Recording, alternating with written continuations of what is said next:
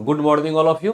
तो common paper का जो डिस्कशन है कि हम लोग सेट नंबर 19 को लेकर यहाँ पे लाइव है। ठीक है, ये सेट नंबर 19 का हम लोग डिस्कशन करेंगे यहाँ पे। तो फटाफट करके आप लोग जुड़िए। हाँ, मोहित यूनिक चैनल, नमस्कार। नमस्कार सर। शुरुआत करते हैं क्वेश्चन नंबर फर्स्ट से। शुरुआत हम लोग करते हैं क्वेश्चन नंबर फर्स्ट से। ठीक है, फर्स्ट क्या कह रहा है, निम्नलिखित में से किस अंग्रेज अधिकारी ने पुर्तगालियों को स्वाली के स्थान पर हराया था। ये स्वाली शब्द आप याद रखेंगे। अंग्रेज ने पुर्तगाली को हराया, उसमें अंग्रेज अधिकारी कौन सा था ये पूछा जा रहा है। करेक्ट आंसर इसका थॉमस वेस्ट होगा, याद रखना है। थॉमस वेस्ट के द्वारा, जो कि एक अंग्रेज अधिकारी था, इसने पुर्तगालियों को स्वाली के स्थान पर हराया था। ठीक, पहला पॉइंट ये हुआ। तो अंग्रेज जो हैं, इन्होंने भारत में अपने वर्चस्व को बढ़ाने के लिए सारी और विदेशी शक्तियों से लड़ाई करी। इसमें से एक होता है अंग्रेज का डच के साथ विवाद, डच के साथ, और उसमें क्या हुआ था, बेदरा की लड़ाई हुई थी। बेदरा की लड़ाई हुई थी 1759 में। ठीक है, और इसमें क्या हुआ था, डच की हार हुई थी। डच की हार हुई थी और अंग्रेज जो है विजयी हो गए, अंग्रेज जीत गए। ठीक है, एक तो ये हो गया। दूसरा अगर हम देखें,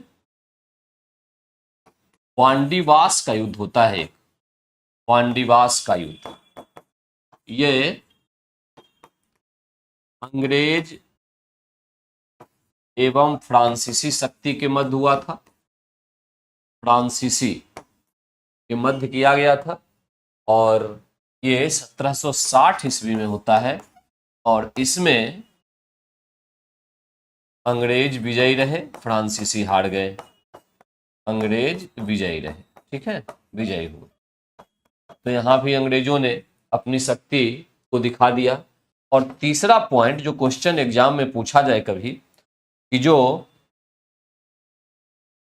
कर्नाटक युद्ध या कर्नाटक संघर्ष, जो भी शब्द यूज करें, जिसकी संख्या कुल 3 है, 3 कर्नाटक युद्ध हुए, इनका संबंध किससे है, तो इनका संबंध भी अंग्रेज तथा फ्रांस के, अंग्रेज तथा फ्रांस के मध्य संघर्ष से है, संघर्ष से है। तो इस तरह से जो करेक्ट आंसर आपके पास निकल के आया वो तो थॉमस वेस्ट आ गया। ये पॉइंट याद रखना है कि जो यूरोपियन शक्ति थी वो इस प्रकार से लड़ाई करके अंग्रेजों ने ही सब जगह विजय प्राप्त की। इसमें सबसे पहले पुर्तगाली आए भारत में, पुर्तगाली के बाद डच आए, डच के बाद अंग्रेज आए, अंग्रेज के बाद डेनमार्क वाले लोग आए और सबसे अंत में फ्रांसीसी आए, फ्रांसीसी। ठीक है, पुर्तगाली सबसे पहले आए और सबसे बाद में गए थे। ठीक है, पुर्तगाली जब भारत आए तो इन्होंने क्या क्या लाया वहां से, आलू, टमाटर, तंबाकू, तंबाकू, प्रिंटिंग प्रेस, प्रिंटिंग प्रेस, जहाज निर्माण की कला, जहाज निर्माण, ये सब जो है, तंबाकू, ये सब जो है, ये पुर्तगालियों के द्वारा भारत में लाया गया था। ठीक, क्वेश्चन नंबर हम लोग अब सेकंड की ओर चलते हैं। क्वेश्चन नंबर सेकंड की, second. Good morning all of you, सबको गुड मॉर्निंग, सबको good morning. Question number second, British Indian army में चर्बी वाले कारतूसों वाली नई एनफील्ड राइफलें कब आई थी, आपको पता होगा। 1857 का जो विद्रोह था, उस विद्रोह का तात्कालिक कारण जो था, तात्कालिक कारण ये एक्चुअली में क्या था, ये राइफल ही था। ठीक है, ये एनफील्ड राइफल ही था। ये दिसंबर 1856 में जो है ये लाया गया था। दिसंबर 1856 में ये जो है राइफलें आई थी ब्रिटिश इंडियन आर्मी में, और इसमें सुअर और गाय की चर्बी लगी हुई थी, जिसके कारण से हिंदू और मुसलमान दोनों ने इसका विद्रोह किया था। तो करेक्ट आंसर सेकंड का बी आया, दिसंबर 1856। तात्कालिक कारण तो यही था। ठीक है, विद्रोह जो है तो इसे विधिवत प्रारंभ तो ऐसे तो कहें तो 29 मार्च को सबसे पहले एनफील्ड राइफल का विरोध करने वाले मंगल पांडे थे। मंगल पांडे जो बैरकपुर बंगाल, बैरकपुर में 34वीं रेजिमेंट के सिपाही थे। 34वीं रेजिमेंट के सिपाही थे। इस समय जो है इन्होंने अंग्रेज अधिकारियों की हत्या करके और जो है विरोध जताया था। इस समय बैरकपुर जो है इसका कमांडिंग ऑफिसर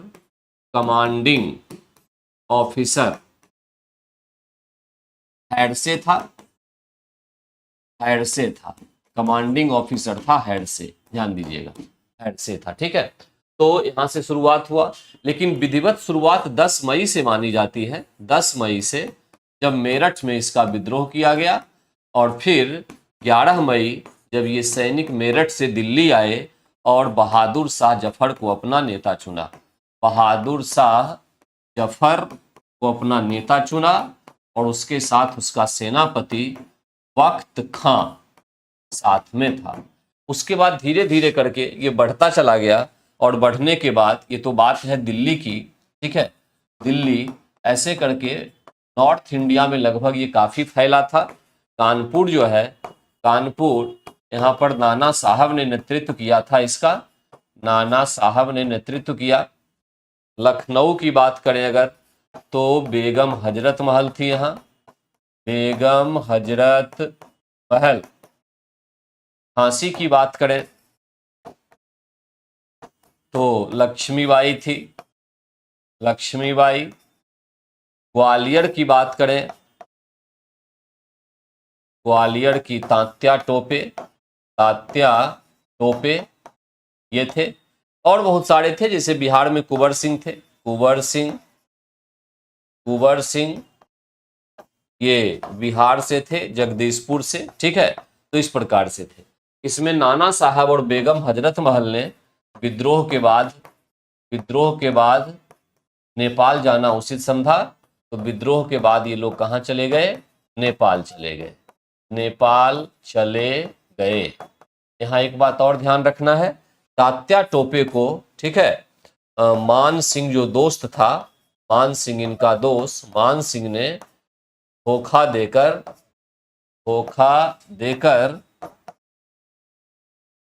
अंग्रेजों के हवाले कर दिया था, अंग्रेजों के हवाले कर दिया था। तो 1857 के विद्रोह में धोखा खाने वाला अपने दोस्त से ही कौन व्यक्ति थे? तो तात्या टोपे थे। ठीक, नाना साहब बेगम हजरत महल कहाँ चले गए थे? नेपाल चले गए थे। तो इस प्रकार से ये जो 1857 का विद्रोह है, इसकी कुछ झलक मैंने आपको दिखलाई। यहाँ पे प्रतीक जो था इसका वो भी याद रखेंगे, कमल और रोटी। जब भी कोई विद्रोही मिलते थे तो वो कमल का फूल देते थे एक दूसरे को, या रोटी देते थे। इसका क्या अर्थ है समझ में नहीं आया, लेकिन ऐसा था। करेक्ट आंसर सेकंड का निकला बी, करेक्ट आंसर सेकंड का निकला है बी।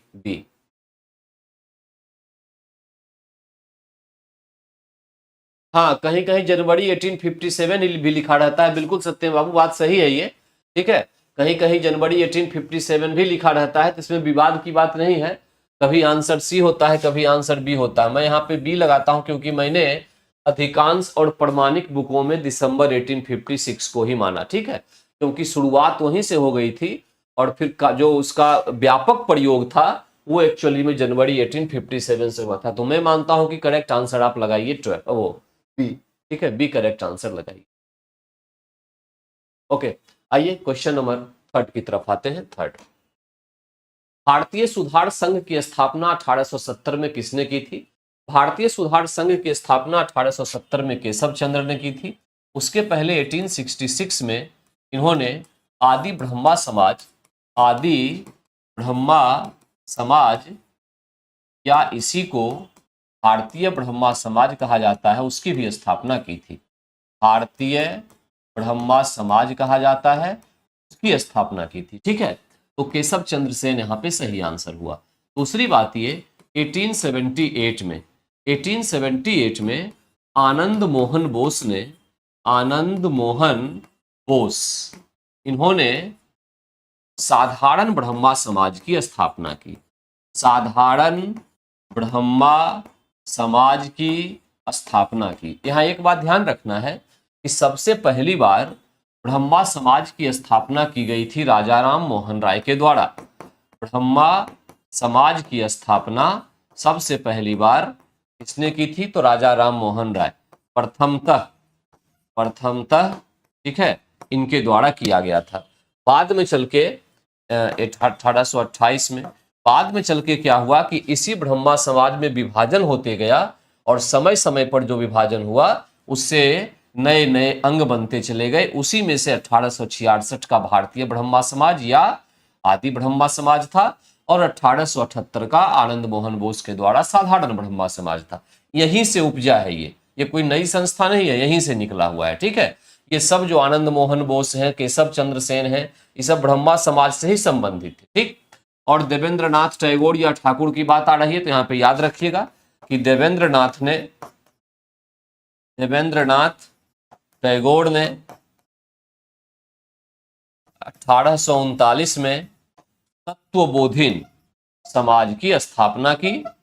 तत्वबोधिन समाज की स्थापना की और तत्वबोधिन पत्रिका का भी प्रकाशन उन्होंने किया था। ठीक, तो थर्ड का यहां पर करेक्ट आंसर निकला क्या? ए।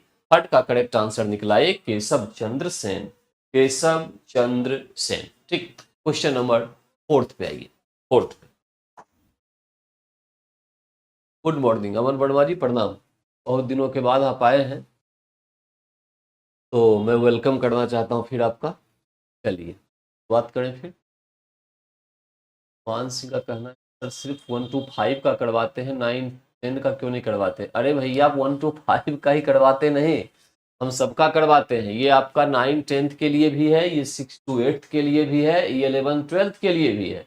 केवल कोडिंग अलग हो जाता है। ठीक है, जैसे आज का सेट 19 ये अगर पीआरटी का है ना, तो जब आप कॉमन पेपर देंगे 6 to 8 के लिए, 9 10th के लिए, तो जहां तक मुझे लग रहा है कि ये 71 नंबर आएगा आपका कॉमन पेपर का। ठीक है, कॉमन तो आपकी कोडिंग 71 हो गई, पीआरटी की 19 हो गई। अंतर सिर्फ इतना होता है कि पीआरटी वाले में 8 क्वेश्चन रीजनिंग का अलग रहता है, रीजनिंग का, और 3 क्वेश्चन इन्वायरमेंट का अलग रहता है। इसको छोड़ के जो क्वेश्चन कॉमन पेपर का पीआरटी का है वही कॉमन इसका है। ठीक है, दोनों एक ही है, एक ही में करवा रहा हूं, कोई दूसरा नहीं है। ठीक, आइए ओके, क्वेश्चन नंबर 4। कौन क्रांतिकारी आतंकवादी अपने जीवन के अंत में रामकृष्ण मिशन का स्वामी बन गया? क्रांतिकारी में आतंकवादी जोड़ने की पहली बात तो कोई जरूरत ही नहीं थी, क्योंकि अभी के समय में हम जो आतंकवादी शब्द का उपयोग करते हैं नकारात्मक है, और आंदोलन में भाग लेने वाले लोग उस तरह से आतंकवादी तो नहीं हो सकते हैं। तो इसलिए इस शब्द को थोड़ा निकाल दीजिएगा दिमाग से। क्रांतिकारी कहेंगे उनको हम अपने जीवन के अंत में रामकृष्ण मिशन का स्वामी बन गए। ये थे जतींद्रनाथ चट्टोपाध्याय। करेक्ट आंसर सी याद रखिएगा, पहले भी क्वेश्चन आया हुआ है। जतींद्रनाथ चट्टोपाध्याय जो थे ये अपने जीवन के अंत में रामकृष्ण मिशन के स्वामी बन गए थे। ठीक, अब स्वामी रामकृष्ण मिशन की चर्चा अगर हुई है तो 1-2 पॉइंट इसके बारे में जान लिया जाए कि स्वामी विवेकानंद के द्वारा इसकी स्थापना की गई थी। इस संस्था की विवेकानंद के द्वारा इसकी स्थापना की गई थी। स्थापना 1897 में किसकी की गई थी? तो रामकृष्ण मिशन की। ठीक है, स्वामी विवेकानंद के द्वारा। इनके स्वामी विवेकानंद के गुरु का नाम जो है वो रामकृष्ण परमहंस था।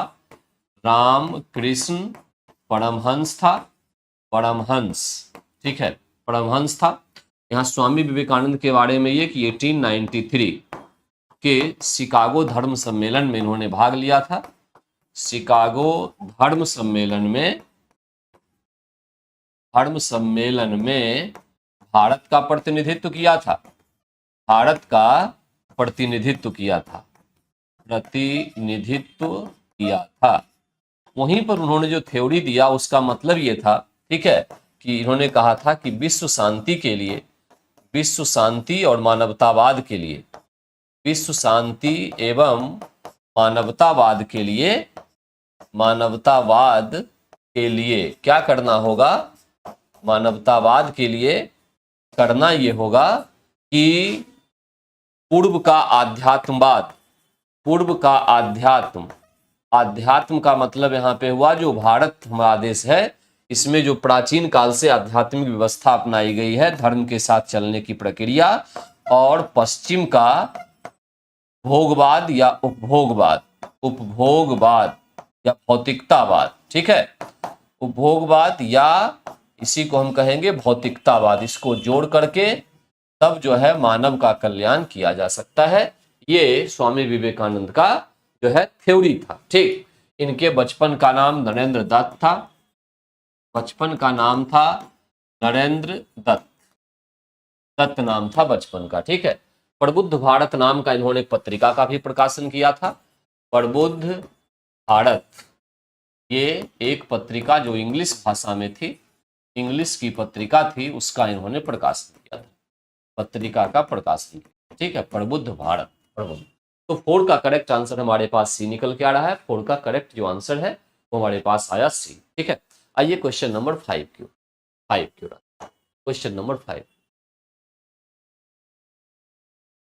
ओके, कांग्रेस ने स्वराज प्रस्ताव 1906 में पारित किया, प्रस्ताव का उद्देश्य क्या था? एक चीज तो मैं पहले ये बता दूं आपको कि हम लोग हमेशा पढ़ते हैं कि 1907 में कांग्रेस का विभाजन हुआ, 1907 में कांग्रेस का विभाजन हुआ, लेकिन एक बात आप याद रखेंगे कि विवाद की शुरुआत 1906 में ही हो गई थी। ठीक है, क्योंकि 1906 का जो कलकत्ता अधिवेशन था, कलकत्ता, इसमें अध्यक्ष पद को लेकर विवाद हुआ था कलकत्ता अधिवेशन में, लेकिन बाद में जो वहां पे दादा भाई नौरोजी एक सीनियर व्यक्ति थे, तो दादा भाई नौरोजी को अध्यक्ष बना के इस विवाद को समाप्त कर दिया गया था।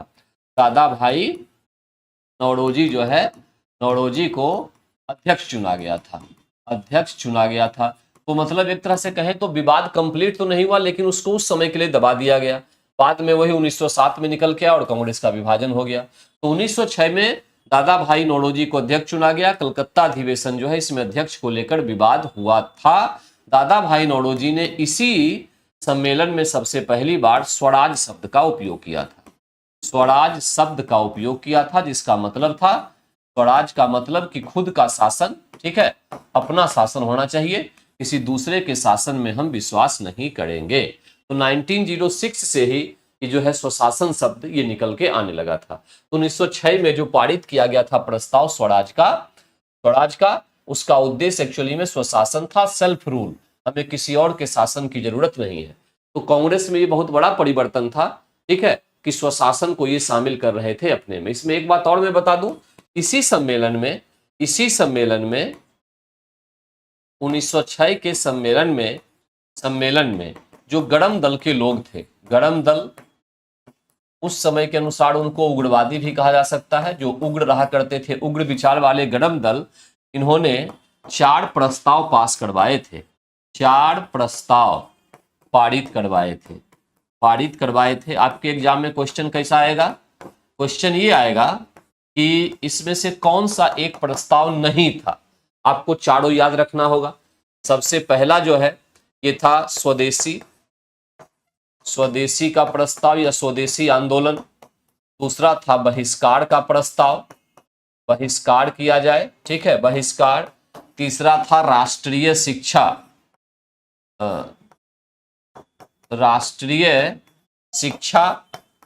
और चौथा जो था ये था स्वशासन।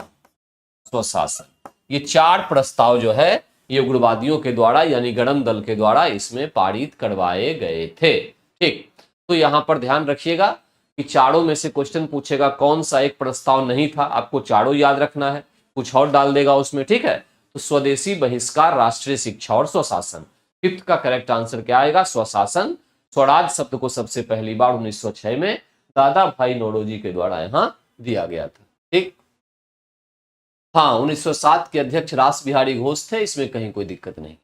ठीक, आइए क्वेश्चन नंबर, ऑडियंस मैथ का डिस्कशन भी कराइए भैया। मैथ का डिस्कशन मैं तो नहीं करवा सकता हूं, लेकिन मैथ का डिस्कशन बहुत जल्द शुरू हो जाएगा, ऐसा मैं कह सकता हूं। ठीक है, ध्यान दीजिए। क्वेश्चन नंबर 6, निम्नलिखित में से किसने असहयोग आंदोलन के दौरान विदेशी कपड़ों को जलाया जाना एक निष्ठुर बर्बादी बताया था?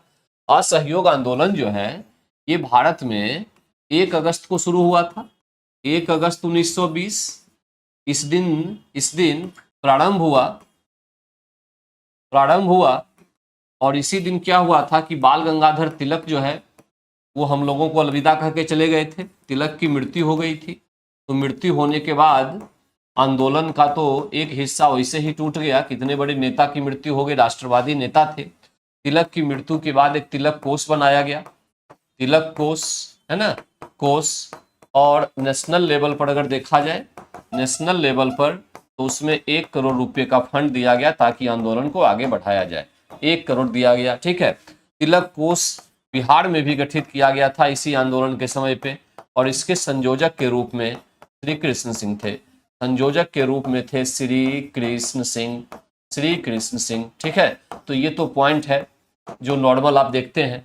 अब 1 अगस्त 1920 को प्रारंभ हुआ आंदोलन। ये आंदोलन प्रारंभ होने के बाद इसमें से क्या हुआ, बहिष्कार सबसे बड़ा मुद्दा इसमें था। बहिष्कार, चाहे वो स्कूल का बहिष्कार किया जाए, चाहे वो अदालत का बहिष्कार किया जाए, अदालत का, सरकारी नौकरी का बहिष्कार किया जाए, सरकारी नौकरी, या फिर उसी के साथ वस्त्र जलाया जाए, वस्त्र का, विदेशी वस्त्र का बहिष्कार किया जाए, उसको जलाया जाए, ठीक है।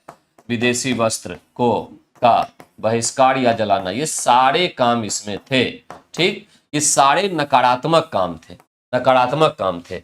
नकारात्मक, ये जो था नकारात्मक। सकारात्मक भी काम था, सकारात्मक जैसे सरकारी स्कूल का अगर बहिष्कार किया जाएगा तो राष्ट्रीय स्कूल स्थापित किए जाए, राष्ट्रीय स्तर पर स्कूल को स्थापित किया जाए ताकि वहां पे लोग पढ़ सकें, भारतीयों के द्वारा स्थापित स्कूल होगा, तो ये सकारात्मक काम है। दोनों का मिला जुला रूप इसमें देखने को मिला था। रविंद्रनाथ टैगोर ने इसे एक निष्ठुर बर्बादी के नाम से जाना था। उन्होंने कहा था कि ये बेकार चीज है, ऐसा नहीं करना चाहिए, ठीक है। कपड़े को जलाना कहीं से कोई उचित नहीं है, ठीक। यहाँ पर और चौड़ा चौड़ी कांड, चौड़ा चौड़ी जो कांड था 5 फरवरी 1922 वाला, कहाँ हुआ था, तो गोरखपुर में, गोरखपुर डिवीजन में हुआ था। उसके बाद जो है इस आंदोलन को स्थगित कर दिया गया था। आंदोलन जो है स्थगित कर दिया गया। ये बहुत बड़ी भूल मानी जाती है गांधी जी के द्वारा, क्योंकि अगर ये आंदोलन स्थगित नहीं किया जाता तो संभवतः देश का परिणाम कुछ और हो सकता था, कोई गारंटी नहीं है, ठीक है। तो इस तरह से करेक्ट आंसर 6 का निकला सी। 6 का जो है करेक्ट आंसर वो आपके पास निकल के आया सी, रविंद्रनाथ टैगोर। क्वेश्चन नंबर 7 की ओर चलते हैं। 7, किस ब्रिटिश प्रधानमंत्री के समय भारत स्वतंत्र हुआ? जिस समय भारत को स्वतंत्रता मिली उस समय प्रधानमंत्री एटली था। कौन था? एटली था। यहां ध्यान रखना है 20 फरवरी 1947 को, ठीक है, इटली ने स्वतंत्रता की घोषणा की, स्वतंत्रता की घोषणा की और 22 जुलाई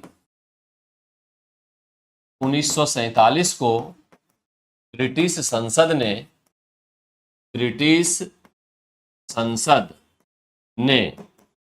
भारतीय स्वतंत्रता अधिनियम को पारित कर दिया। 15 अगस्त 1947 को भारत को आजाद घोषित किया गया। 15 अगस्त 1947 भारत जो है इसको स्वतंत्रता मिली, स्वतंत्रता प्राप्त हुई। तो ये 3 डेट है, 3 में से एक तो आप याद रखते ही हैं, कि दोनों डेट को भी याद रखना है एग्जामिनेशन पॉइंट ऑफ व्यू से, ठीक है। 20 फरवरी 1947 और भारतीय स्वतंत्रता जो अधिनियम है 20 फरवरी 1947 और भारतीय स्वतंत्रता अधिनियम पास हुआ 18 जुलाई 19 करेक्ट कर ली थोड़ा, ये जो है 18 जुलाई 1947 ये ब्रिटिश संसद ने भारतीय स्वतंत्रता अधिनियम को पास कर दिया और 15 अगस्त 1947 को स्वतंत्रता प्राप्त हुई। दोनों पे क्वेश्चन आने की संभावना है, 20 फरवरी पे भी और 18 जुलाई पे भी, दोनों को ध्यान में रखना है, ठीक है। 7 का करेक्ट आंसर हमारे पास निकला। उस समय कौन था? इटली था, समय था इटली। पीआरटी के लिए भी है, क्या मतलब? पीआरटी के लिए तो है ही है।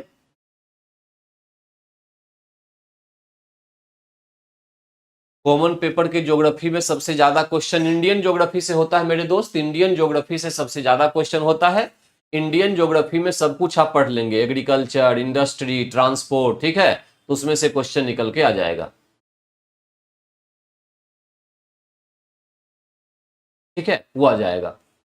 ज्योग्राफी में सबसे अधिक क्वेश्चन उसी से, हालांकि इंडियन ज्योग्राफी का जो फिजिकल ज्योग्राफी है वो भी आपको पढ़ना होगा, उससे भी क्वेश्चन आता है। खास करके एक एज वाला क्वेश्चन जरूर आता है, कार्बोनिफेरस एज हो गया, प्लीस्टोसोन हो गया, ठीक है, हेलोसीन हो गया, ये वाला जरूर पढ़ लेंगे, ठीक, ध्यान दीजिएगा। आइए क्वेश्चन नंबर 8 पे आते हैं। 8 पे, भारत का एक राज्य जिससे होकर कर्क रेखा गुजरती है। कर्क रेखा, पहली बात देखें, अगर भारत कर्क रेखा, कर्क रेखा भारत के लगभग मध्य से गुजरती है, लगभग मध्य से गुजरती है, इसमें तो कोई डाउट है नहीं, ठीक है, गुजरती है। ये कर्क रेखा जो है ये 23 डिग्री नॉर्थ अक्षांश रेखा है, अक्षांश रेखा है, ठीक है, अक्षांश रेखा है। अक्षांश रेखा जो होती है इसकी कुल संख्या 181, ठीक है, कुल संख्या 181। और कर्क रेखा भारत के 8 राज्य से गुजरती है, 8 राज्य से गुजरती है, 8 राज्य से गुजरती है। राजस्थान, गुजरात, एमपी, छत्तीसगढ़, झारखंड, ओडिशा, त्रिपुरा तथा मिजोरम, ये 8 राज्य हैं जहां से हमारी कर्क रेखा जो है वो गुजरती है। तो यहाँ पे जम्मू कश्मीर, हिमाचल नहीं, क्या आंसर आ गया? करेक्ट, झारखंड, झारखंड आंसर आ गया, ठीक है, झारखंड आ गया। जो 0 डिग्री अक्षांश रेखा है, अक्षांश रेखा है, इसको भूमध्य रेखा, भूमध्य रेखा कहते हैं, ठीक है। एकमात्र अक्षांश रेखा है, एकमात्र अक्षांश रेखा है,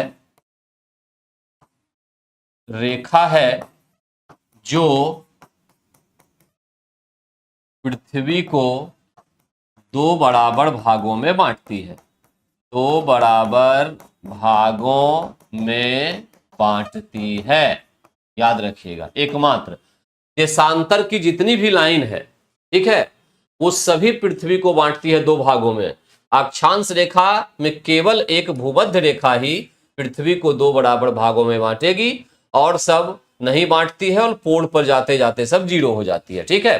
तो इस तरह से अक्षांश रेखा 0 डिग्री और 23 डिग्री साउथ जो अक्षांश रेखा है, अक्षांश रेखा है, इसको ट्रॉपिक ऑफ कैप्रिकॉर्न या मकर रेखा के नाम से जाना जाता है, ठीक। तो यहां पर करेक्ट आंसर 8 का क्या निकला? सी। करेक्ट आंसर 8 का निकला सी, सी।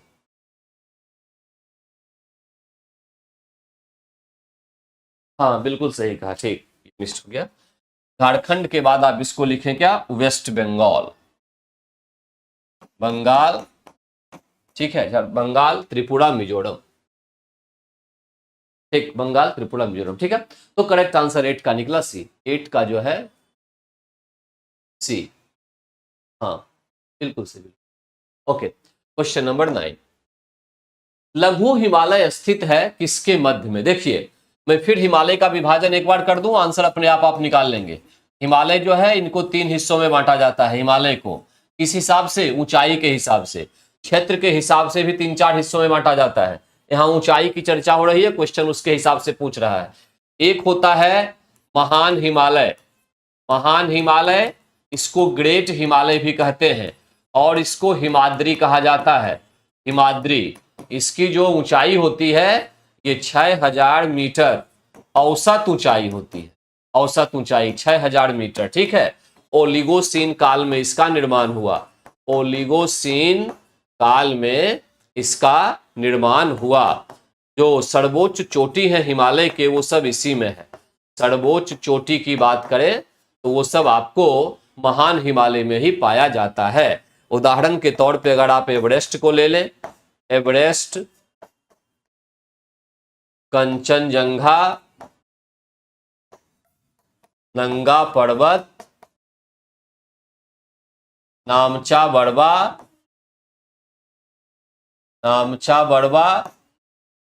कामेत, सब इसी का हिस्सा होगा। ठीक है। ये दूसरा जो होता है महान हिमालय के बाद आता है, इसको कहते हैं मध्य हिमालय। मध्य हिमालय या लघु हिमालय या हिमाचल श्रेणी, एक ही है सभी, हिमाचल श्रेणी। ठीक, ये मध्य, इसकी औसत ऊंचाई 3700 से लगभग 4500 मीटर होगी। ठीक, औसत ऊंचाई। ये मायोसीन काल में बना था, उत्पत्ति इसकी हुई थी मायोसीन काल में। और पीर पंजाल, मसूरी, जितने भी स्वास्थ्य वर्धक क्षेत्र हैं जहां पे लोग जाते हैं घूमने फिरने के लिए, वो सभी मध्य हिमालय का हिस्सा होता है। ठीक है। और सबसे अंत में आता है शिवालिक। शिवालिक या बाह्य हिमालय इसको कहते हैं, बाह्य हिमालय, बाहरी हिमालय, सबसे नीचे का। ठीक है। ये 500 देखें से 1200 या 400 से 1200 मीटर तक इसकी हाइट होगी। ये प्लायोसीन काल में बना, प्लायोसीन काल में बना। ठीक है। और इसका जो क्षेत्र होता है, इसमें भावर तथा तराई के क्षेत्र पाए जाते हैं। तराई के क्षेत्र, तराई जो होता है ये दलदली क्षेत्र होता है, दलदली क्षेत्र होता है। भावर जो होता है ये कंकड़, कंकरीली, पथरीली क्षेत्र होता है, पथरीली क्षेत्र होता है। ठीक है। तो इस तरह से 3 विभाजन। ये कह रहा है कि लघु हिमालय कहाँ स्थित है। अब क्लियर हो गया। लघु हिमालय जो है वो महान हिमालय जिसको कहते हैं, महान हिमालय और शिवालिक के बीच में क्या है, लघु हिमालय स्थित है। तो शिवालिक और महान हिमालय, करेक्ट आंसर 9 का क्या निकला, बी। करेक्ट आंसर 9 का बी। ठीक है, बी जो है करेक्ट आंसर। ओके, आइए क्वेश्चन नंबर 10 की तरफ आते हैं। दंडकारण्य भारत के किस भाग में स्थित है। देखिए, जब आप प्रायद्वीपीय पठार की बात करते हैं ना, पठार की, तो दक्षिण भारत में है। दक्षिण भारत जो है उसका जो प्रायद्वीपीय पठार है, इस प्रायद्वीपीय पठार में एक जो है उच्च मध्य भूमि कहलाता है। उच्च मध्य भूमि, इस उच्च मध्य भूमि में कई छोटे छोटे पठार आपको मिल जाएंगे, जैसे मालवा का पठार, मालवा, बुंदेलखंड का पठार,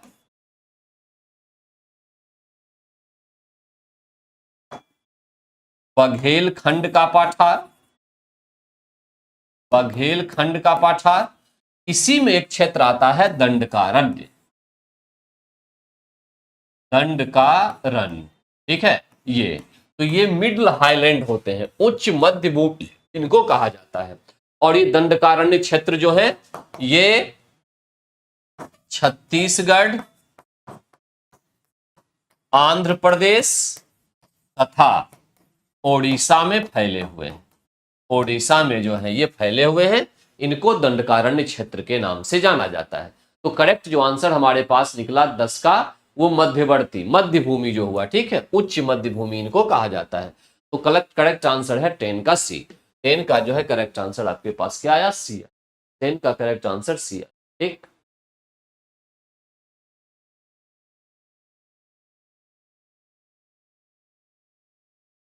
भारत के अर्ध शुष्क क्षेत्र में जहां वर्षा बहुत कम होती होगी, जल ढाल विकास का प्रमाणक चिन्ह क्या होता है। जल ढाल विकास यानी जो वाटर है उसके लिए ढाल बना हुआ है, स्लोप जो है, स्लांट जो है, उसके डेवलपमेंट के कैसे प्रमाण मिलेंगे।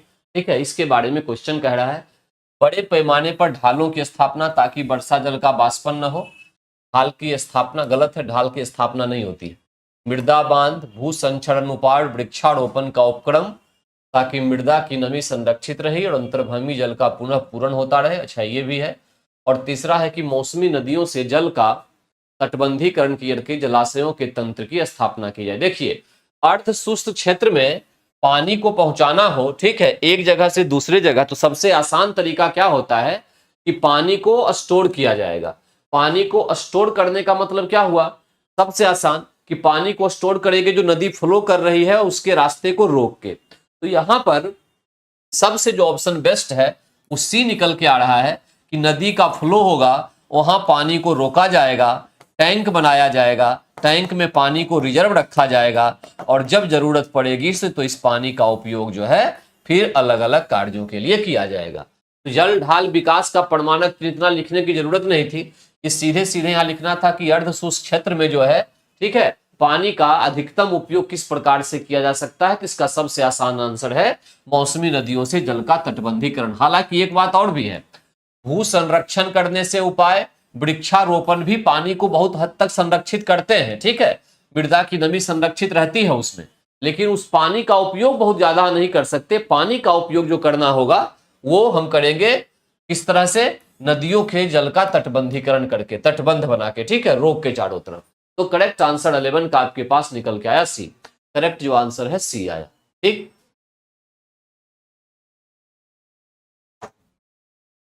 भारत की निम्न मिट्टियों में से कौन बेसाल्ट लावा के अपक्षय के कारण निर्मित हुई है? बेसाल्ट, बेसाल्ट जो मिट्टी बनती है इसको काली मिट्टी के नाम से जाना जाता है। काली मिट्टी, इसमें टिटेनीफेरस मैग्नेटाइट, टिटेनीफेरस मैग्नेटाइट के कारण ये काला होता है, काला होता है, काली मिट्टी। अगर इंटरनेशनली देखा जाए, अपने देश में हम काली मिट्टी कहेंगे, अंतरराष्ट्रीय स्तर पर, अंतरराष्ट्रीय स्तर की बात की जाए स्तर पर, तो इसको उष्ण कटिबंधीय चेरनोजम कहते हैं। चेरनोजम, तो चेरनोजम शब्द कहीं भी आपको मिल जाए तो आप समझिए वो काली मिट्टी की चर्चा हो रही है। ठीक, काली मिट्टी को कपासी मिट्टी भी कहते हैं, कपासी मिट्टी भी कहा जाता है। कपास किसमें खेती बहुत होती है। काली मिट्टी में अगर देखें तो NPK, नाइट्रोजन, फास्फोरस, पोटास, कार्बनिक, इस सब की कमी होती है। आयरन, एल्यूमिनियम, चूना, कैल्शियम, इसकी प्रचुरता या अधिकता पाई जाती है, इसकी अधिकता पाई जाती है। ठीक, तो कुल मिला के इस काली मिट्टी को रेगुड़ मिट्टी के नाम से भी जाना जाता है, रेगुड़ मिट्टी भी इसको कहा जाता है। ठीक है, महाराष्ट्र हो गया, मध्य प्रदेश का इलाका हो गया, कुछ कर्नाटक हो गया, इन क्षेत्रों में मुख्य रूप से ये मिट्टी जो है पाई जाती है, काली मिट्टी, और काफी उपजाऊ मिट्टी इसको हम लोग मानते हैं। ठीक, तो 12 का करेक्ट आंसर बेसाल्ट से बनने वाली मिट्टी काली है और इसको रेगुड़ मिट्टी के नाम से भी जाना जाता है। इसको रेगुड़ मिट्टी भी हम लोग कहते हैं। ठीक है, रेगुड़ मिट्टी भी कहते हैं। अच्छा, इसमें से जलोढ़ मिट्टी भारत में सबसे अधिक क्षेत्र में फैली हुई है, ये भी याद रखिएगा। ठीक है, जलोढ़ मिट्टी जो है, जलोढ़ मिट्टी ये भारत के कुल क्षेत्रफल का लगभग 43% जो है ये जलोढ़ मिट्टी है, जलोढ़ है। 43% पर कौन सी मिट्टी है? जलोढ़ मिट्टी पाई जाती है। ठीक है, लेटेराइट मिट्टी जो है ये मुख्य रूप से काजू उत्पादन के लिए जानी जाती है, सीधा सीधा याद रखना है, काजू के उत्पादन में लेटेराइट मिट्टी सबसे बेहतर होता है। तो करेक्ट आंसर 12 का निकला आपके पास सी। आइए क्वेश्चन नंबर 13 की ओर। 13, बहुउद्देशीय नदी घाटी परियोजनाओं को आधुनिक भारत का मंदिर किसने कहा था? जवाहरलाल नेहरू ने कहा था। आज बेशक इस पे प्रश्न उठ रहा हो कि क्या ये परियोजना सही होती है, लेकिन उस टाइम पर ये आधुनिक भारत का मंदिर कहा गया था, क्योंकि इससे सिंचाई भी होगी, पीने का पानी भी होगा, पानी बचेगा भी, बाढ़ का नियंत्रण होगा, कई सारे काम एक ही परियोजना से हो जाते थे। तो इसीलिए इसको मंदिर, आधुनिक भारत का मंदिर कहा था जवाहरलाल नेहरू ने। टिहरी परियोजना जो है, टिहरी ये उत्तराखंड में है, मयूराक्षी परियोजना अगर देखें हम, मयूराक्षी, तो ये आपके पास झारखंड में है, झारखंड में है। बिहार में डगमाड़ा, डगमाड़ा परियोजना, जल विद्युत परियोजना चल रही है, बनके तैयार होने वाली है डगमाड़ा, ये बिहार में है। किस नदी पर? तो ये कोसी नदी पर है, बन रही है, ठीक है। ये बिहार की बात हो गई। भाखड़ा नंगल अगर देखें, भाखड़ा नंगल सतलज नदी पर परियोजना, सतलज नदी पर पंजाब में ये बनाया गया है, पंजाब में बनाया गया है भाखड़ा नंगल। तो इस प्रकार के ये स्टेनले जो है, स्टेनले याद रखिएगा, ये परियोजना जो है ये तमिलनाडु में है, तमिलनाडु में है, तमिलनाडु, स्टेनले, ठीक है। तो ये कुछ परियोजनाओं के नाम आपको याद रखने हैं जिसपे क्वेश्चन एग्जाम में पूछने की संभावना आपके पास बनती है, ठीक। 13 का करेक्ट आंसर हमारे पास भी आया कि जवाहरलाल नेहरू ने आधुनिक भारत का मंदिर कहा था। क्वेश्चन नंबर 14 की तरफ चलिए। भारत में निम्न में से कौन सर्वप्रमुख कोयला उत्पादक है? देखिए, कोयला के उत्पादन की बात अगर हो जाए, कोयला सबसे पहली बात तो ये कि गोंडवाना शैल में भारत के सबसे अधिक कोयला पाया जाता है। गोंडवाना शैल में कितना? 98% कोयला पाया जाता है गोंडवाना शैल में, ठीक।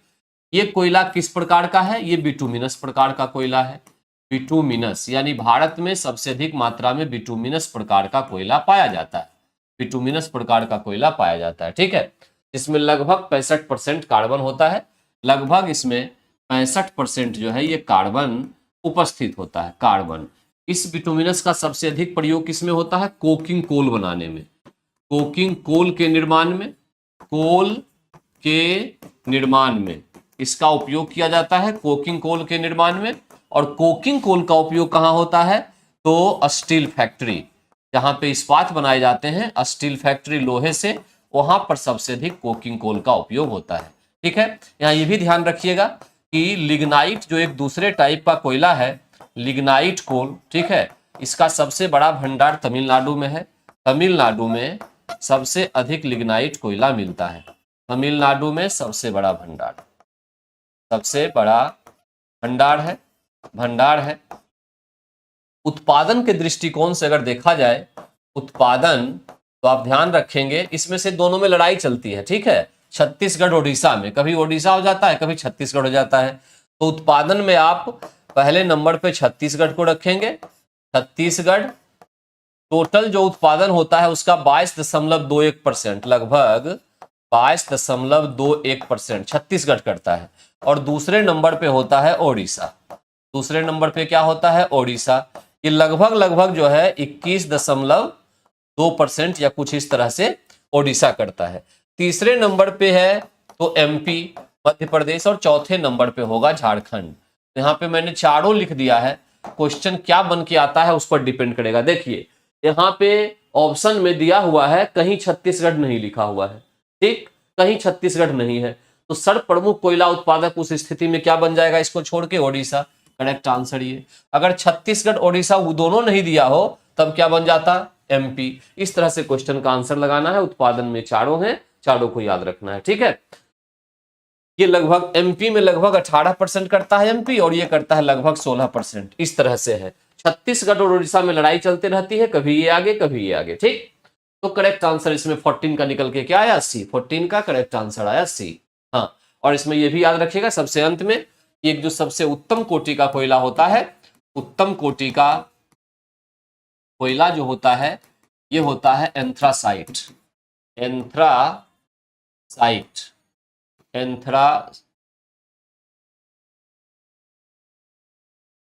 एंथ्रासाइट, और ये जम्मू कश्मीर के रियासी क्षेत्र में पाया जाता है,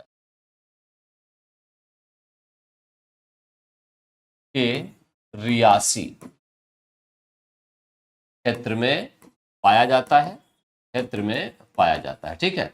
इसमें 85 से 95% जो है लगभग कार्बन होता है, कार्बन प्राप्त होता है, ठीक। तो 14 का करेक्ट आंसर क्या निकला? सी। 14 का करेक्ट आंसर सी है। क्वेश्चन नंबर 15 को चलते हैं। 15, स्वर्णिम चतुर्भुज का पूर्वी पश्चिमी गलियारा निम्नलिखित में से किन केंद्रों को जोड़ता है? देखिए, जो गोल्डन क्वाड्रिलेटरल या स्वर्णिम चतुर्भुज है, ये एक्चुअली में भारतमाला परियोजना के अंदर ही आ गया है। जो 2015 में भारतमाला परियोजना, जो एक नए तरीके से सड़क के निर्माण की परियोजना सरकार ने शुरू की थी, उसी में गोल्डन क्वाड्रिलेटरल का पूरा पॉइंट आ गया। ठीक है, इसमें से क्या है कि ईस्ट से वेस्ट, ये पूरब हो गया, ये पश्चिम हो गया। तो यहां ईस्ट में सिलचर, सिलचर को पश्चिम में यहां पोरबंदर, पोरबंदर। ठीक है, यहां से जोड़ने के लिए सड़क जो बनेगी, ये स्वर्णिम चतुर्भुज का वेस्ट ईस्ट गलियारा होगा और इसकी कुल लंबाई लगभग 3300 किलोमीटर थी। ठीक है, एक तो ये हो गया। और जो नॉर्थ साउथ वाला गलियारा है, नॉर्थ साउथ, ये जम्मू एंड कश्मीर को जोड़ रहा था कन्याकुमारी से, कन्याकुमारी से। ठीक है, और ये लगभग 4000 किलोमीटर का गलियारा था। ये दोनों जो पूर्वी पश्चिमी और उत्तरी दक्षिणी गलियारे हैं, यहाँ जहां इनकी कटिंग कहीं तो कहीं होगी भारत में कटिंग, जहां पे कट कर रहे थे दोनों, ये जगह यूपी का झांसी होता है। यूपी का क्या होता है? झांसी जगह होता है। ठीक है, यहाँ पे कट होती है। तो यहाँ पे आंसर जो आपका निकल के आएगा पूर्वी पश्चिमी, क्या? सिलचर से पोरबंदर, सिलचर से पोरबंदर। ठीक है, 15 का करेक्ट आंसर आपके पास ए आएगा, सिलचर से पोरबंदर। हाँ, बिल्कुल करेक्ट आंसर आएगा। ठीक, सिलचर से पोरबंदर। यहाँ ये भी ध्यान रखना है कि भारत का जो NH है, नेशनल हाईवे, ठीक है, नेशनल हाईवे, कुल सड़क की लंबाई का लगभग 2% होती है। 2%, कुछ थोड़ा सा बढ़ा होगा इधर, 2% है। जबकि कुल यातायात का 40% यहीं से होता है, यहीं से होता है। यानी सबसे इंपॉर्टेंट भारत में कौन है? तो नेशनल हाईवे है। ठीक है, जो भारत सरकार के अंदर होता है, नेशनल हाईवे। ठीक, उसके बाद एक स्टेट हाईवे होता है, राज्य सड़कें होती है, राज्य सड़कें। यहां ध्यान रखना है कि एक जिला सड़क भी होती है। जिला सड़क भारत के कुल लंबाई का 14% जो है, 14% जिला सड़क होती है। ठीक है, जिला सड़क। और एक होती है ग्रामीण सड़क भी। ग्रामीण सड़क, सड़कों को 4 तरीके से भारत में बांटा गया है। ग्रामीण सड़क जो है, इसकी देखभाल कौन करेगा? देख रेख की जिम्मेदारी किसकी होती है? पंचायत की होती है, पंचायत की होती है। राज्य सड़कें और जिला सड़कें कौन? ये दोनों राज्य सरकार ही देखेगी। इस दोनों को देखने का काम कौन? राज्य सरकार का होगा, राज्य सरकार का होगा। NH जो है वो एक्चुअली में केंद्र सरकार के अंतर्गत आती है। केंद्र सरकार जो है इसका बनाती है, पूरा इसका मेंटेनेंस करती है और देखभाल करती है। ठीक है, ये ध्यान रखिएगा। और सड़क नेटवर्क की बात अगर करें विश्व भर में, सड़क नेटवर्क में तो पहले नंबर पे USA और दूसरे नंबर पे इंडिया। इंडिया का पोजीशन दूसरा है सड़कों की लंबाई के हिसाब से। ठीक है, तो 15 का करेक्ट आंसर यहाँ पे आया ए, सॉरी, हाँ ए, करेक्ट आंसर ए।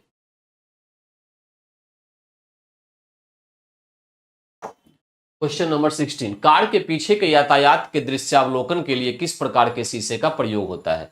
यानी कह रहा है ये साइड मिरर के लिए, side mirror, side mirror, side mirror हो पहली बात ये, या दूसरा स्ट्रीट लाइट हो, स्ट्रीट लाइट यानी सड़क पर लगी हुई लाइट, दोनों के लिए यूज क्या? Convex, convex mirror. उत्तल दर्पण का उपयोग होगा, उत्तल दर्पण का उपयोग होगा, क्योंकि उत्तल दर्पण का रेयर व्यू दृष्टि क्षेत्र व्यापक होता है, व्यापक होता है, काफी बड़े क्षेत्र का इमेज छोटा करके ही हमारे सामने ला देती है। इसीलिए ड्राइवर के बगल वाला दर्पण जो है वो कन्वेक्स मिरर होता है। ठीक है, दूसरी बात ये, कन्वेक्स जो मिरर है इसको डाइवर्जिंग मिरर भी कहते हैं, डाइवर्जिंग मिरर। डाइवर्जिंग हो गया हिंदी में अपसारी दर्पण। अपसारी दर्पण भी इसको कहते हैं। ये प्रकाश को फैलाने का काम करती है, प्रकाश को फैलाने का काम करती है, इसीलिए सड़क पर लगी हुई, फैलाने का कार्य करती है। सड़क पर लगी हुई लाइट जो होगी कैसी होगी, कॉन्वेक्स होगी। ठीक है, तो यहाँ पे करेक्ट आंसर क्या निकला कि कार के पीछे यानी साइड मिरर के रूप में कन्वेक्स का यूज होगा, उत्तल दर्पण। करेक्ट आंसर निकला सी, सी जो है करेक्ट आंसर। अवतल दर्पण का यूज भी एक दो लिख लीजिए जो आप याद रखेंगे। अवतल दर्पण, पहली बात तो ये कि इस दर्पण को कहा जाता है कन्वर्जिंग मिरर। कन्वर्जिंग, कन्वर्जिंग का मतलब हुआ अभिसारी दर्पण। अभिसारी दर्पण प्रकाश को एक जगह, प्रकाश को एक बिंदु पर केंद्रित करती है, बिंदु पर केंद्रित करती है, बिंदु पर केंद्रित करती है। ठीक है, ये अवतल दर्पण हुआ कन्वर्जिंग। और दूसरी बात ये, इसका अगर यूज देखें तो यूज हो जाएगा गाड़ी के हेडलाइट में। गाड़ी के हेडलाइट जो आगे वाली लाइट होगी उसमें पहला, दूसरा टॉर्च में, टॉर्च में, तीसरा वस्तु को गर्म करने में, क्योंकि प्रकाश एक जगह पर जमा हो जाती है, वहां पर वस्तु रखेंगे गर्म हो जाएगी, गर्म करने में, यानी सोलर कुकर में इसका उपयोग हो सकता है, सोलर कुकर में इसका उपयोग किया जा सकता है। और चौथा, वस्तु को बड़ा कर देखने में, वस्तु को बड़ा कर देखने में, यानी डॉक्टर के द्वारा भी इसका उपयोग हो सकता है। डॉक्टर के द्वारा आंख, नाक, कान की जांच करने के लिए अवतल दर्पण का उपयोग हो सकता है। करेक्ट आंसर क्या निकल के आया, सी। 16 का करेक्ट आंसर आया सी। आइए क्वेश्चन नंबर 17 की तरफ आते हैं। 1 किलोबाइट क्या होता है, 1024 बाइट के बराबर होता है। 1 किलोबाइट 1024 बाइट के बराबर होता है। क्वेश्चन नंबर 18, निम्नलिखित में से किसे एक लुब्रिकेंट के रूप में भी प्रयोग किया जाता है। लुब्रिकेंट के रूप में प्रयोग किया जाने वाला होता है ग्रेफाइट। ग्रेफाइट का उपयोग लुब्रिकेंट के रूप में होता है। और मैं बता दूं, ग्रेफाइट जो है इसका उपयोग नाभिकीय रिएक्टर में, रिएक्टर में मंदक के रूप में होता है।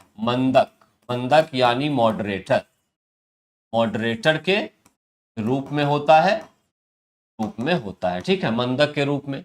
मंदक का मतलब क्या होता है, न्यूट्रॉन की गति को कम करने के लिए इसका उपयोग किया जाता है। किसका, ग्रेफाइट का। ठीक है, ग्रेफाइट का। तो नाभिकीय रिएक्टर की बात आई है तो एक दो पॉइंट और इसमें ध्यान रख लीजिए कि नाभिकीय रिएक्टर में ईंधन के रूप में आप किसका उपयोग करते हैं, किसका, यूरेनियम 235। ये याद रखना 235, क्योंकि वहां ऑप्शन में 238, 239 क्या क्या रहेगा पता नहीं, 235 या अगर यूरेनियम नहीं है मतलब या दूसरा भी एक है तो वहां पे प्लूटोनियम होगा। प्लूटोनियम 239, इसका भी उपयोग हो सकता है ईंधन के रूप में। मॉडरेटर हो ही गया। इसमें एक होता है शीतलक यानी कूलेंट के रूप में जो है द्रवित सोडियम का उपयोग होता है। द्रवित सोडियम, लिक्विफाइड सोडियम का उपयोग होता है। ठीक है, और नियंत्रक छड़ यानी कंट्रोल रॉड के रूप में, नियंत्रक छड़ कंट्रोल रॉड के रूप में जो न्यूट्रॉन को अवशोषित कर ले, इसके रूप में होता है कैडमियम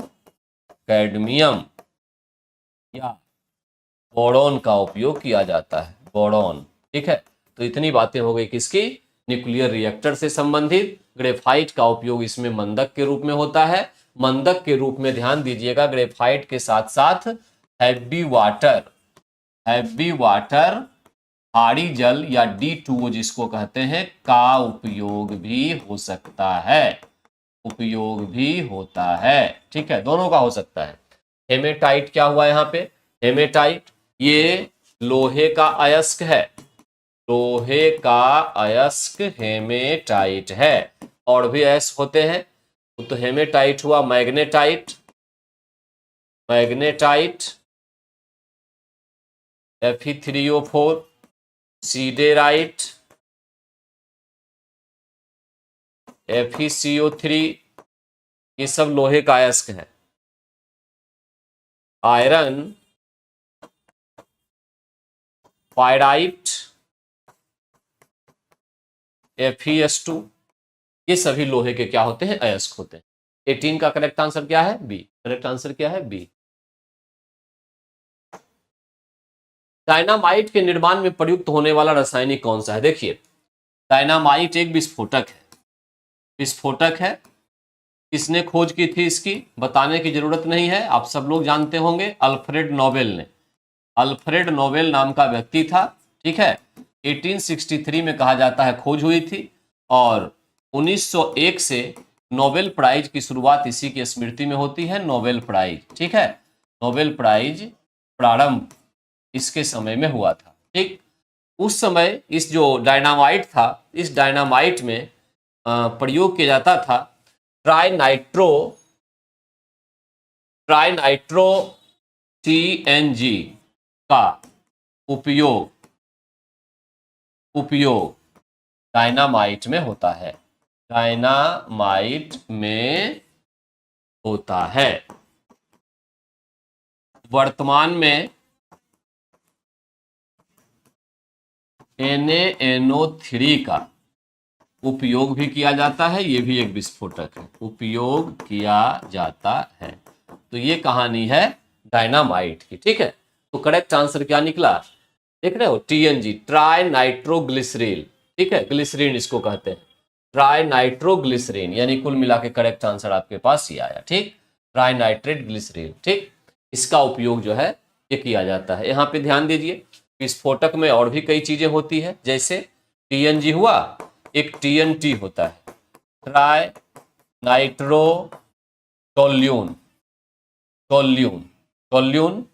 फिर होता है एक TNP, try nitrophenol,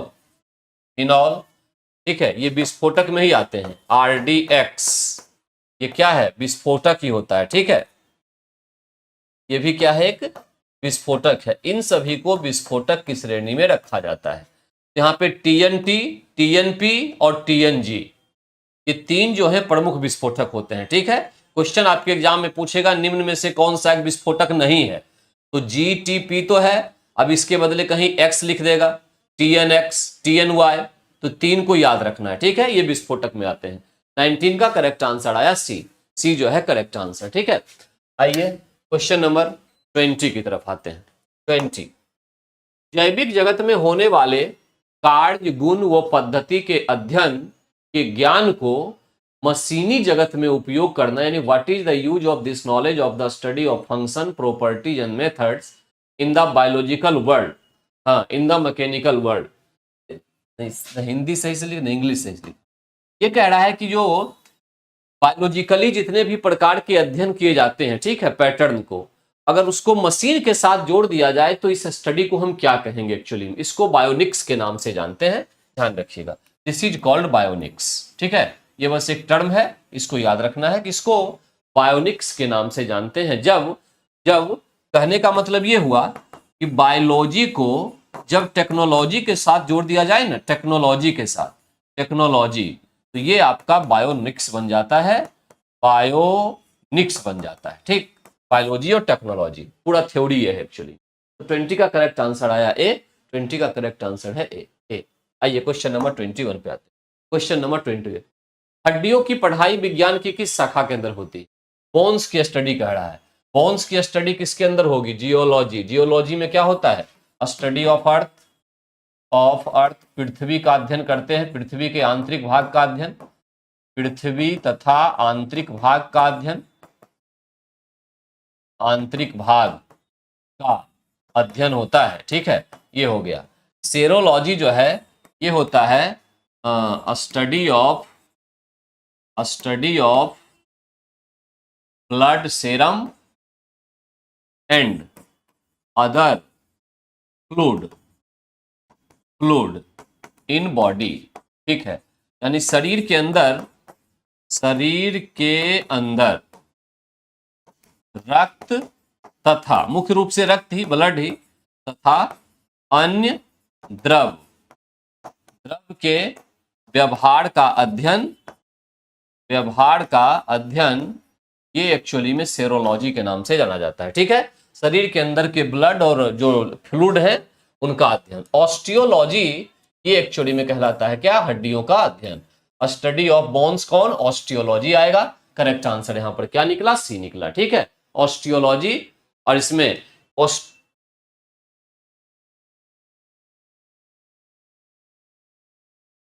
question number 22 पे आते हैं।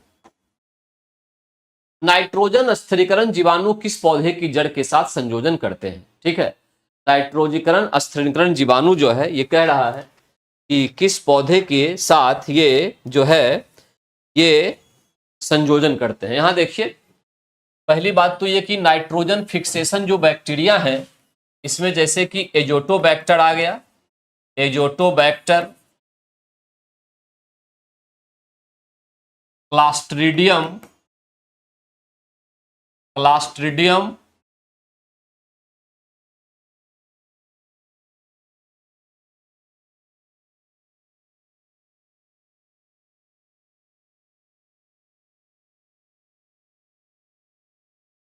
साइनोबैक्टीरिया आ गया।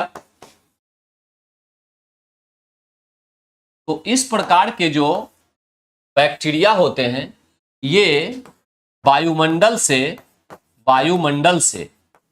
नाइट्रोजन को मिट्टी में फिक्स करते हैं। मिट्टी में क्या करते हैं, फिक्सेशन करते हैं, मिलाते हैं। नाइट्रोजन को वायुमंडल से खींच के फिक्सेशन में मिलाते हैं। ठीक है, और फिर पेड़ पौधे इस नाइट्रोजन को नाइट्रेट के रूप में इस्तेमाल करते हैं तथा पौधे नाइट्रोजन को नाइट्रेट के रूप में यहां पे इस्तेमाल करते हैं, नाइट्रेट के रूप में प्रयोग करते हैं। यहां पर जो ये बैक्टीरिया है ये मुख्य रूप से जिसके नोड्यूल्स में पाया जाता है वो एक्चुअली में क्या होती है, पल्सेस होती है। पल्सेस जैसे सबसे फेमस क्या होता है, मटर।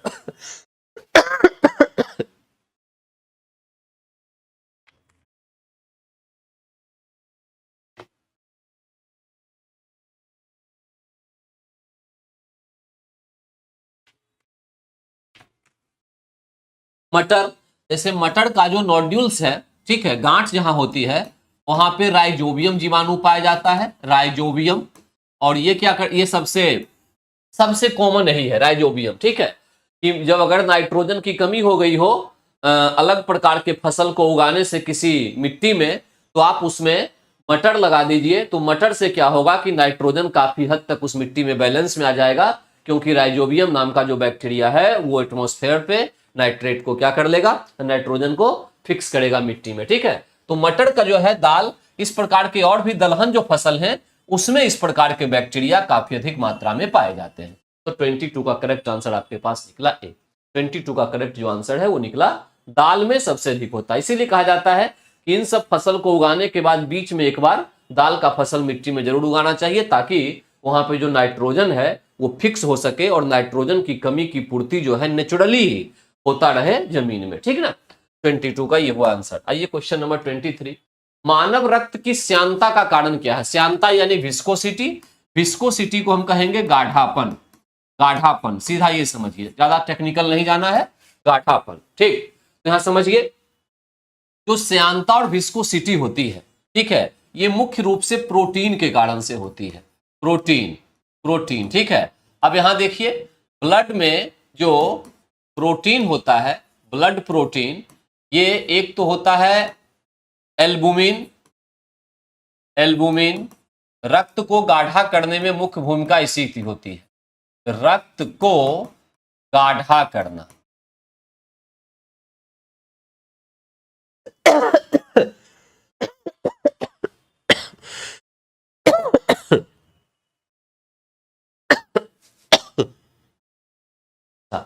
दूसरा एक जो प्रोटीन होता है ये होता है ग्लोब्यूलिन। ठीक है, ये क्या करता है, एंटीबॉडी का निर्माण करता है। ये सारे प्रोटीन हैं जो ब्लड में पाए जाते हैं, ठीक है। उसके बाद फाइब्रिनोजिन और प्रोथ्रोम्बिन, ये दो जो प्रोटीन होते हैं, फाइब्रिनोजिन और प्रोथ्रोम्बिन,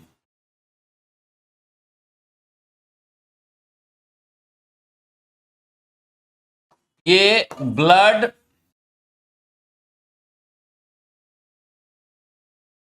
क्लोटिंग का काम करते हैं, ठीक है। क्लोटिंग यानी रक्त का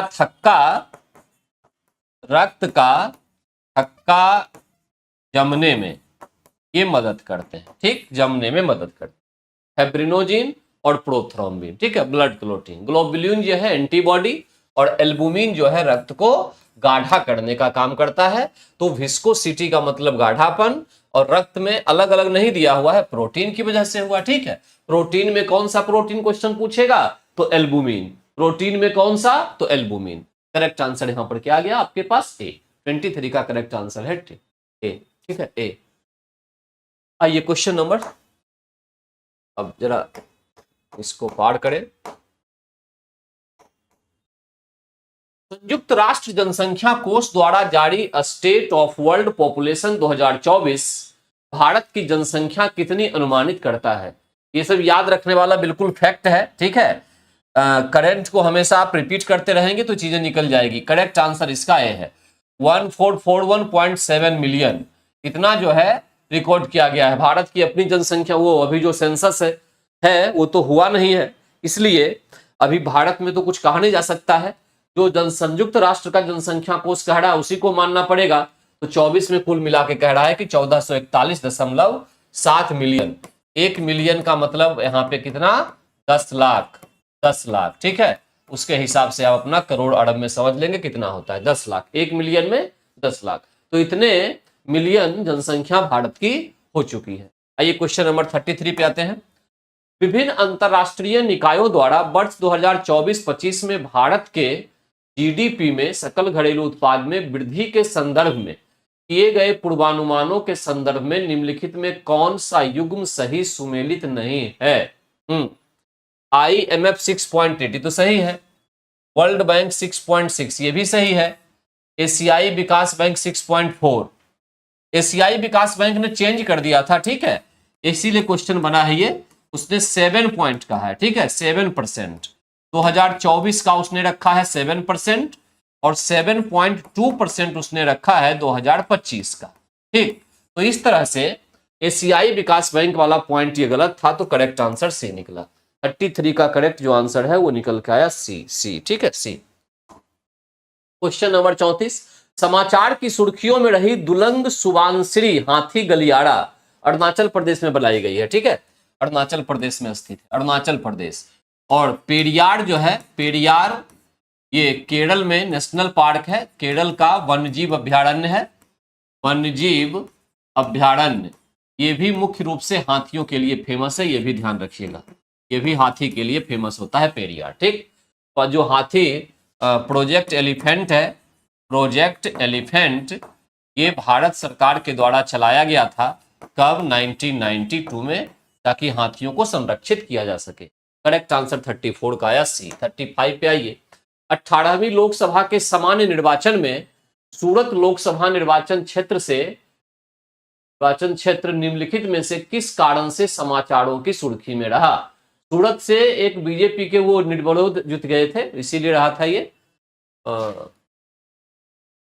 भारतीय जनता पार्टी के उम्मीदवार मुकेश दलाल को इस सीट से निर्विरोध निर्वाचित घोषित कर दिया गया, इसलिए काफी जो है चर्चा में रहा था। 35 का correct answer C, correct answer 35 का हुआ सी, ठीक है। क्वेश्चन नंबर 36, ऑपरेशन गगन शक्ति एक महत्वपूर्ण ऑपरेशन था ये सेना का, ठीक है। इसमें भारतीय वायुसेना का 1 से 10 अप्रैल को 2024 तक चलाया गया अखिल भारतीय अभ्यास था, ऑल इंडिया, बात बिल्कुल सही है। इसमें वायुसेना के सभी बेस शामिल थी, ये भी बात सही है।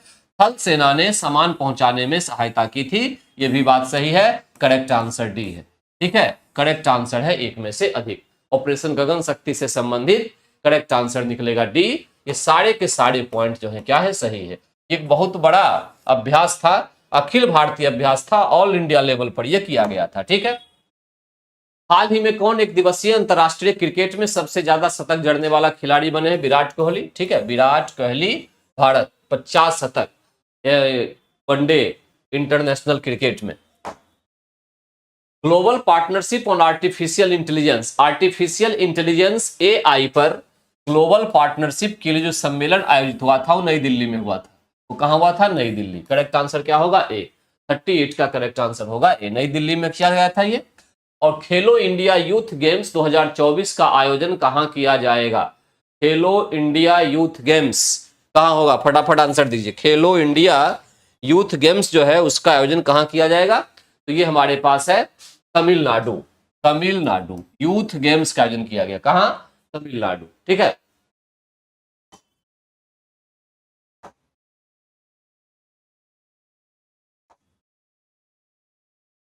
इनमें से कौन खाद्य श्रृंखला का निर्माण करता है? ये कह रहा है घास,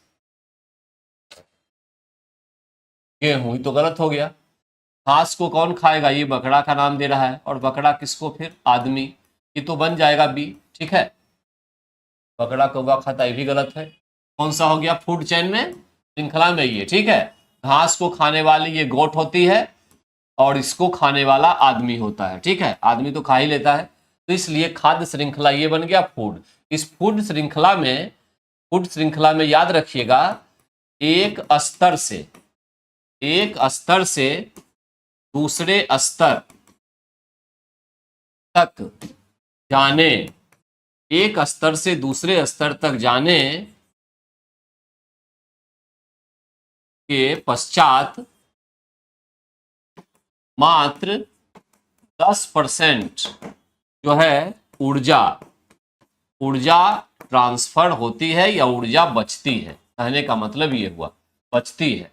अगर यहां पे देखें, यहां जितनी एनर्जी थी घास के पास, उसका मात्र 10% ही बकरे के पास गया होगा जब घास को इस गोट ने खाया, और गोट को जब आदमी खाया तो गोट के टोटल एनर्जी का मात्र 10% गया होगा। इस तरह से एक समय ऐसा आता है कि 4 से 5 लेवल जाते जाते एनर्जी समाप्त हो जाती है, तो फूड चेन बहुत लंबा नहीं हो सकता। इसीलिए फूड चेन जो है ये मुश्किल से 4 से 5 स्तर का ही होगा, ट्रॉपिक लेवल का होगा। स्तर को यहां पे कहते हैं ट्रॉपिक लेवल, इसीलिए 4 से 5। क्यों? क्योंकि इसमें मात्र 10% ही एनर्जी ट्रांसफर होती है। ठीक, 47 का करेक्ट आंसर ये है। 48, पारिस्थितिकी संक्रमण अवधारणा का सर्वप्रथम प्रयोग बेनेट के द्वारा किया गया था। करेक्ट आंसर भी है बेनेट। पारिस्थितिकी संक्रमण, ठीक है, इसकी अवधारणा कौन लेकर आया? तो बेनेट लेकर आया। किस पर्यावरण में जैव द्रव्यमान का वार्षिक उत्पादन न्यूनतम होगा? जैव द्रव्यमान जो है इसका उत्पादन सबसे अधिक होता है मैंग्रोव वाले में, कच्छ वनस्पति में। ठीक है, वनस्पति। उसके बाद झील, सबसे कम होता है समुद्र में। समुद्र जो है इसमें सबसे कम होगा, तो करेक्ट आंसर यहां पर होगा प्रेरी, पतझड़, गहरे सागर। जो सागर होंगे, समुद्र होंगे, वहां पर जैव द्रव्यमान का वार्षिक उत्पादन नहीं के बराबर होता है, सबसे कम होता है। ठीक है, मैंग्रोव सबसे अधिक, तब पहले नंबर पे मैंग्रोव। और 50 पे आइए, वह कौन सा अंग्रेज जनरल था जिसने झांसी की रानी लक्ष्मीबाई को राजद्रोहियों का सर्वोत्तम और बहादुर सेना प्रमुख माना था? ये 1857 का क्वेश्चन पूछा जा रहा है इसमें से, कि झांसी की रानी को सर्वोत्तम और बहादुर माना था ह्यूरोज ने। ह्यूरोज, ठीक है, ह्यूरोज था। ठीक है, इसके द्वारा माना गया था। ठीक, कैंपबेल तो दिल्ली का था, दिल्ली को इसने कंट्रोल में किया था। ठीक है, ह्यूरोज जो था यही झांसी से संबंधित था, और इसी ने कहा था कि वो सभी औरतों में ये अकेली मर्द है जो लड़ रही थी वहां पर। ठीक है, 50 का तो करेक्ट आंसर निकल के क्या आ जाएगा? सी।